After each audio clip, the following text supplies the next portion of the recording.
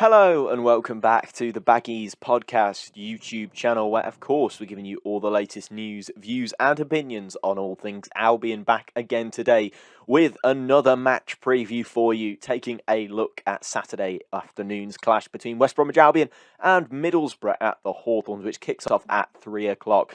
Looking forward to this one, going to be another big game. Can the Baggies continue a little bit of good form, I suppose, a win against Hull City on Wednesday night, but hopefully going to take it one step further and get another victory under our belt in the EFL Championship. But make sure, before we get into this match preview, where we'll be taking a look at the opposition, we'll be taking a look at where they are in the league, predicted lineups, ones to watch for both sides as well, and of course a little prediction. Make sure you subscribe to the Baggies Podcast YouTube channel. We're heading for 1,000 subscribers by the end of the year. Help us out. Drop a subscription. That'll be amazing. And drop your score predictions in the comments below. Obviously, I love reading those. And some of you are very precise with your score predictions. You like to tell me exactly who's going to score and when. So, yeah, if you want to do that, go for it. They do amuse me, and I do enjoy reading them. And I'm always giving them a like or a comment back. So make sure you go and do that in the comment section below. Leave us a like and subscribe if you're new. Let's get cracking. It's match preview between West Bromwich Albion and Middlesbrough at the Hawthorns.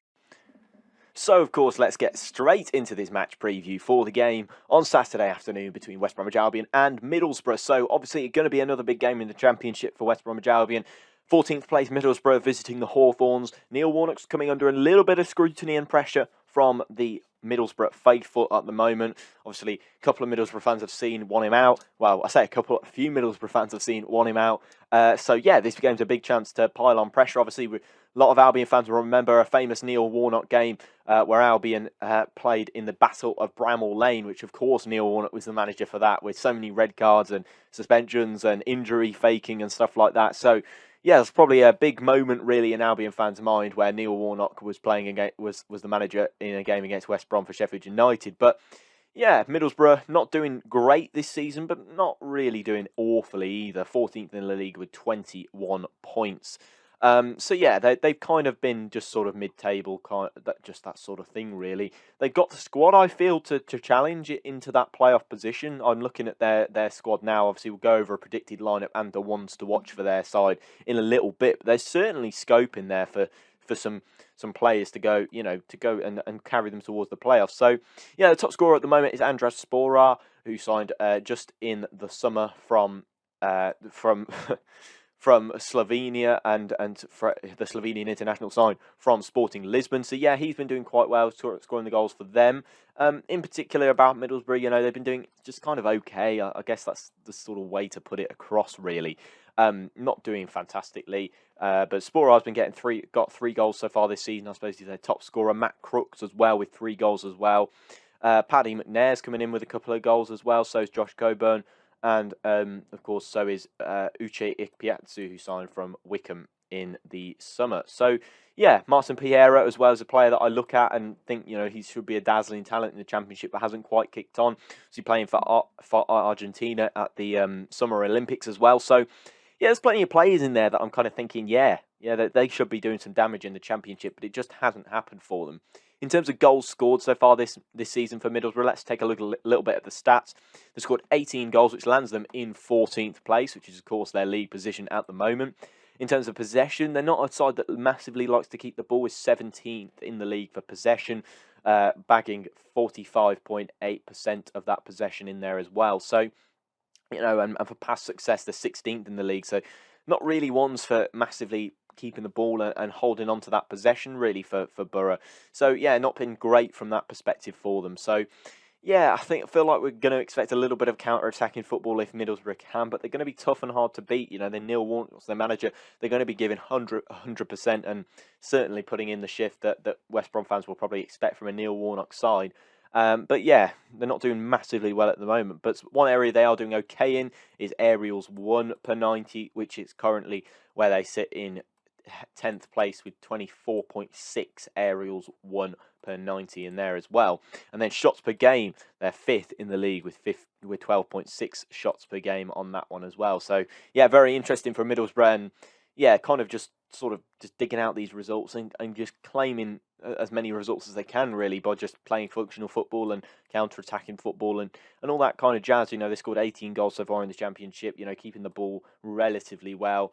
2 red cards, 38 yellow cards so far. So in terms of discipline, they're not that bad in terms of red cards, but in terms of yellow cards, they're top of the league. So yeah, battling Neil Warnock's side is kind of what we expect from them, to be honest. And yeah, kind of ready for what they're going to throw at us. Really, they've got some good players in there. They've got some good creative players on their day that could cause Albion a little bit of damage. So they've got a nice back line and all that jazz. So yeah, I think there's plenty of scope for Middlesbrough to pick up a result against West Brom this week. I feel like there's plenty of players in there that can cause us damage if we're going to give them the time and space that we certainly gave Fulham.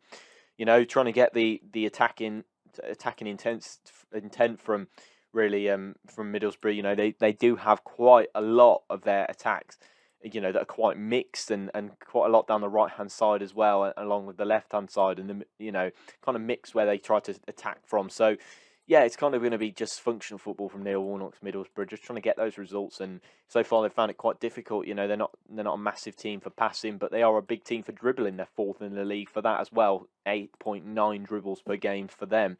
So yeah, Middlesbrough, they're going to provide some stern opposition, and we're certainly looking forward to seeing what they can bring up against West Brom.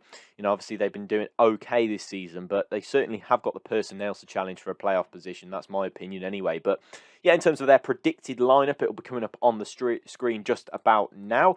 I've gone for Joe Lumley in goal, former QPR goalkeeper. If I remember rightly, he's the goalkeeper who palmed the ball into the net for Nathan Ferguson's goal away at the Kean Prince Foundation Stadium. Obviously, Mateus Pereira scored a goal in that game where the free kick was launched under the wall this time. They're probably going to go for a back 3. I mean, they played that in the last game, and obviously they've been playing a back 3 at times this season, kind of sometimes going for a back 4 as well. So it's a little bit mixed again. I keep saying that word, but it is a little bit mixed. They lost 3-1 at Luton last time out, and they went for the 3 at the back. So I'm going to say that's what they're going to go for. And in that back 3, they're likely to go for Paddy McNair in the right-hand centre-back position. Sol Bamba, of course, coming back from battling illness and then coming back into this Middlesbrough side, and Neil Warnock giving him the chance is a really wonderful story, and he'll probably be playing centre-back. And Middlesbrough fans have been praising the way he's been playing recently. Dale Fry as well in that centre-back position alongside McNair and Bamba.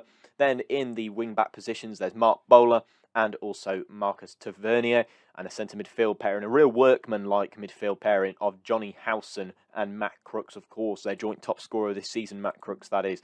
And then in the centre attacking midfield position, I'd probably go for Martin Piero, who's been doing all right, but expected a little bit more from him, to be honest. Coming in from the Olympics, really playing for Argentina, looking like a young attacking midfielder. Thought he'd be doing a little bit better than that. And then up front, I've gone for Andres Sporar and also Duncan Watmore, who's really revitalised his career at Middlesbrough. So you remember back in the day as a Premier League youngster with